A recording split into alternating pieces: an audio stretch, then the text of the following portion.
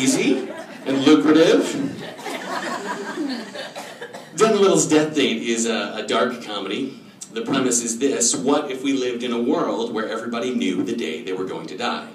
A world where you get to attend your own funeral and hear people's eulogies about you and even deliver a self-eulogy, getting full closure on your own life. A world where death is more matter of fact. You gonna be at that party next week? No, man. Oh, right, you're gonna be dead. I'm so sorry. No worries.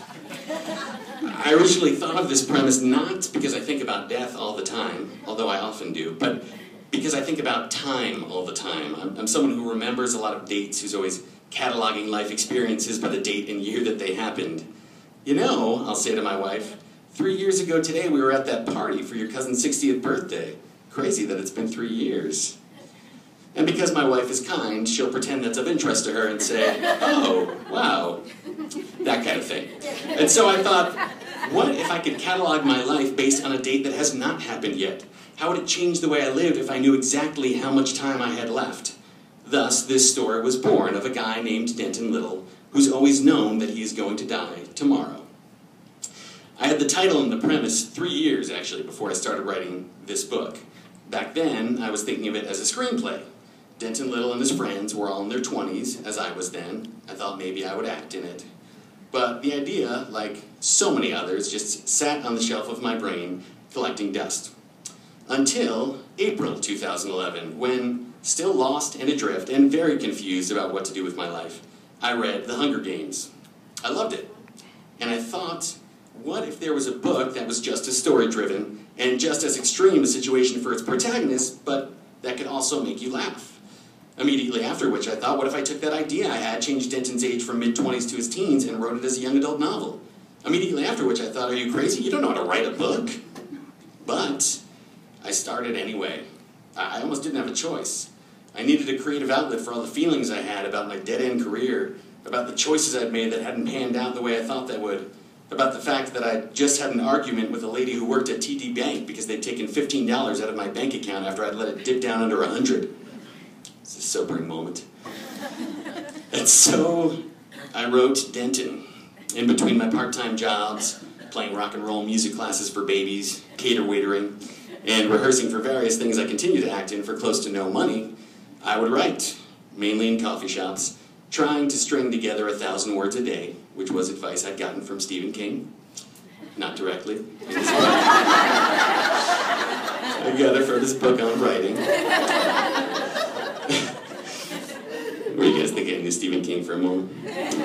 For the first time in years, I felt genuinely empowered in my own life. Absolutely no one had asked me to write this book. I was just doing it for myself. And I was having fun. I could make decisions for myself when I wanted to start writing, when I wanted to stop writing, what I wanted Dent to do, what I didn't want Dent to do. And whether I realized it or not, my own story started to directly infuse itself into Denton's, whose journey became one of a sweet, sarcastic, self-aware teenage boy who, even though he's always known that he's going to die at age 17, has never fully taken control of his own life. The comedic back and forth I had with my best friend Ray in our UCB comedy show became a huge inspiration for the comedic back and forth between Denton and his best friend Paolo.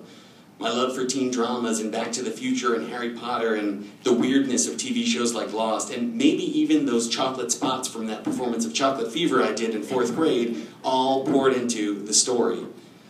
And some other things were unexpectedly influencing my writing too. The untimely death of my aunt when I was in 9th grade. The mystery illness that my father had been dealing with for years. Though this book is 100% meant to be a funny book, it's a funny book that contains huge chunks of my heart. That might have been a gross way to say that, sorry. I think so often humorous books get unfairly classified as being trivial or lesser, but as Oscar Wilde said, life is too important to be taken seriously. And that's how I feel. I don't see my life separated into the funny parts and the dramatic parts. It's all happening simultaneously. Early in the book, Denton, who has no idea how he's going to die, receives a death threat in the mail. I'm not sure what's more unsettling, Denton thinks, the message's content or that the font is Comic Sans. It's easy to write off laughter as being just an escape, but I think it's also an opening up. I think back to when I read The Stinky Cheese Man and what an impact that had on me. How it cracked me up, but also offered me a new way to think about life. Fairy tales don't always have happy endings, and maybe they don't need to. Because if you're laughing, does it really matter what's happening? All of my closest relationships are built on a foundation of laughing at the same things. What's more powerful than that? So I hope teenagers will crack up when they read Denton, but because maybe laughing will open them up to the bigger ideas. Maybe they'll think more deeply about how they'd like to be living their lives.